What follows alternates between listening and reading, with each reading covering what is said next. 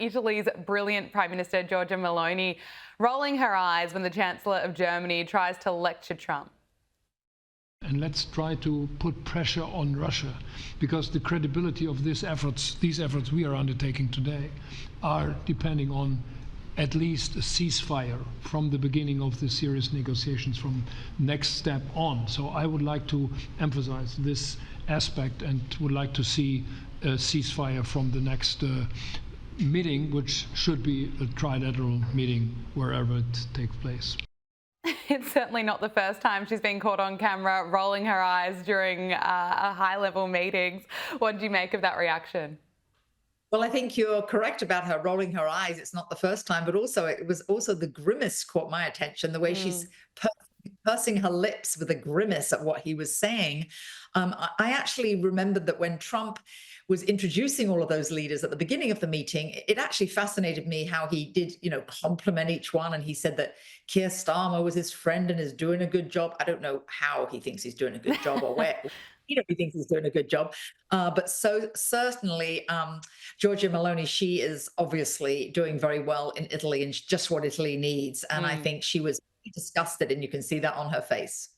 I want to talk to you about the media's reaction and the media's kind of meltdown when covering the meeting between Donald Trump and Vladimir Putin. I mean, outlets like ABC, CBS were freaking out that the red carpet was being rolled out and there was a warm handshake. And MSNBC host Nicole Wallace was cursing on air while saying that Trump doesn't care about democracy. And then another host claimed that she was more prepared than Donald Trump for a meeting with Putin. Look at this.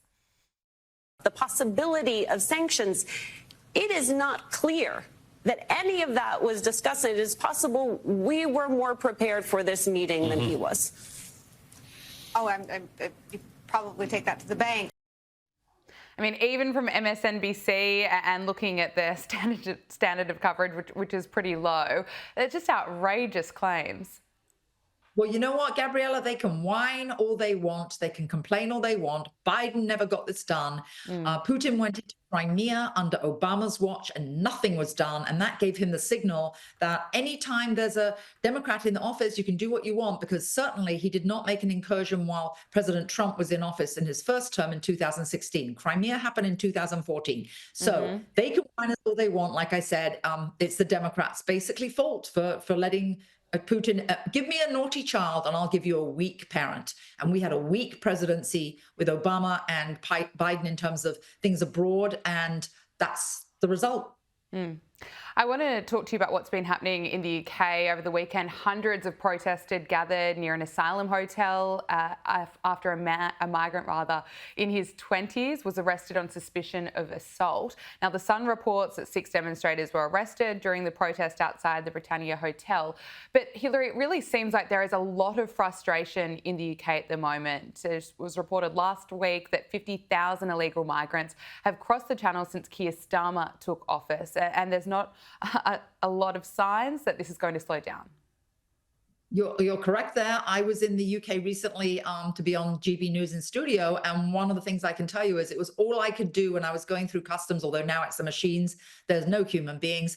I literally wanted to say, while I'm here, where's my free 4-star hotel, free meals, and could I have a new cell phone like the ones they're given, please? And some pounds, that would be really lovely.